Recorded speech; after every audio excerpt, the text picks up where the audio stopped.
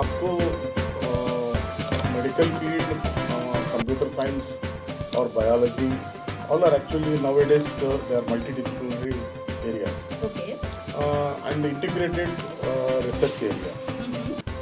आपको computer science वाला को भी बायोलॉजी में रिसर्च कर रहे हैं, बायोलॉजी वाला मेडिकल एरिया में रिसर्च कर रहे हैं, मेडिकल वाला बायो इन्फॉर्मेटिक्स में और मेडिकल इन्फॉर्मेटिक्स में रिसर्च कर रहे हैं. जी. सो किसी फील्ड में काम कर रहे हैं, इनको डिफरेंट फील्ड्स को हेल्प लेके रिसर्च में ज़्यादा करना है. फॉर एग्जांपल मेडिकल वाला को एनएमआर और MRI and angiograms and angioplast and Parkinson disease, Alzheimer disease, ये सभी बायोलॉजी वाला का ज़रूरत पड़ेगा. सो सिमिलरली इनको कुछ जीन्स का स्टडी करना है, जीन्स का एक्सप्रेशन स्टडी करना है, कैसे जीन एक्सप्रेशन होता है, इनको कंप्यूटर में मैच करना होगा, ये जीन एक्सप्रेशन को मैच करना है. सो कंप्यूटर का नॉलेज भी बहुत ज़रूरत है इनको. सो इसीलिए ये integrated approach for all these subjects is very important. Medical वालों को भी बायोलॉजी का नॉलेज होना है, बायोलॉजी वालों को कंप्यूटर साइंस का नॉलेज होना है. सो ये सभी का नॉलेज होगा तो रिसर्च में बहुत अच्छा होता है. मेडिकल डॉक्टर्स भी अच्छा डायग्नोसिस करके पेशेंट को अच्छा ट्रीटमेंट दे सकता है.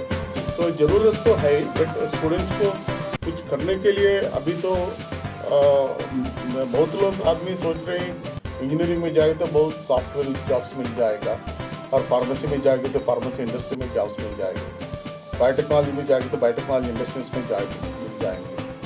तो बट किसी भी जॉब में जाएगा, किसी आप स्टूडेंट्स को ये मालूम होना है that research point of is very important. आप मेडिकल में जाएगा और फार्मेसी में जाएगा और इंजीनियरिंग में जाएगा, रिसर्च पॉइंट ऑफ मिलेगा तो जॉब जरूर जल्दी मिलता है और अच्छा जॉब्स भी मिलता है.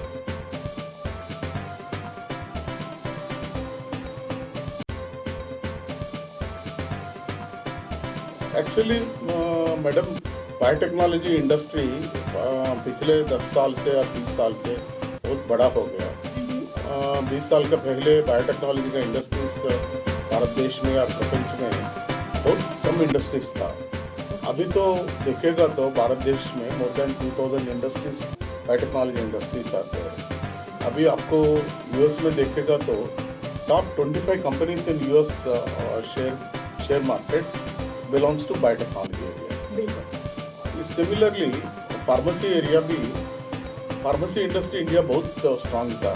Asia number 1 bulk drug formulation development करने के लिए हमारा फार्मेसी इंडस्ट्री बहुत ज़्यादा कर रही है.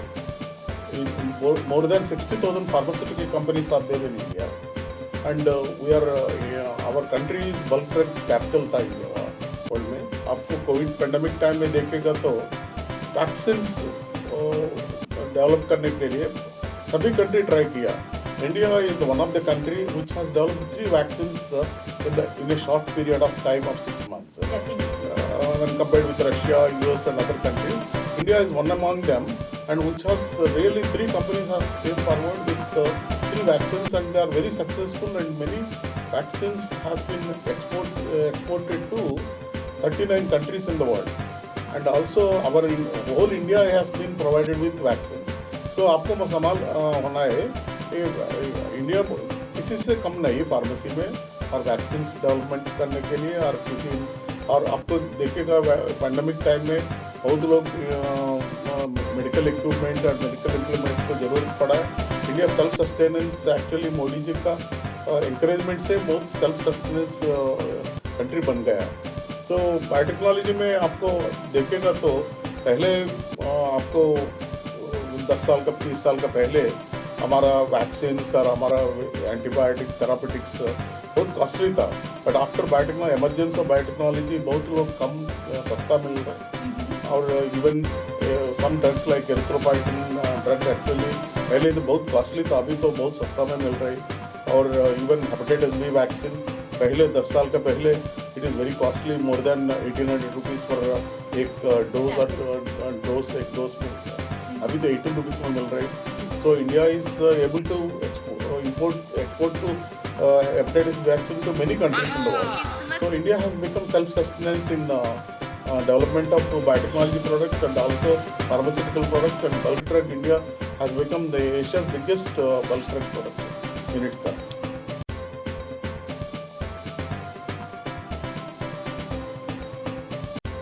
एक्चुअली ये सब्जेक्ट्स है ना, biotechnology, pharmacy and biomedical science, सभी को प्रैक्टिकल ओरिएंटेड नॉलेज तो बहुत ज़रूरत था.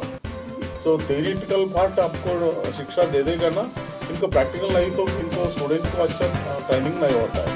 तो प्रैक्टिकल नॉलेज देना पड़ेगा इनको. Practical knowledge is very important. इनको प्रोजेक्ट ट्रेनिंग और इंटर्नशिप ट्रेनिंग और इंडस्ट्रियल ओरिएंटेड ट्रेनिंग, 50% आपको ट्रेनिंग मिलेगा तो इंडस्ट्री में ये लोग बहुत अच्छा बायोटेक्नोलॉजिस्ट बन सकता है और अच्छा फार्मासिस्ट बन सकता है. बिल्कुल सर, वहीं आजकल विदेश जाकर पढ़ने का चलन बहुत है बच्चों में. तो एजुकेशन सिस्टम में हमें वो क्या बदलाव करने चाहिए कि बच्चा अपने देश में भी रहे और अपने क्षेत्र की पढ़ाई अच्छे से अच्छी कर सके. मैडम, ये विदेश जाना बहुत लोग को प्रेम है जाने के लिए, बहुत अपॉर्चुनिटी मिलता है. बट इंडिया में भी आपको सोचना पड़ेगा, बहुत जॉब्स मिल रही है.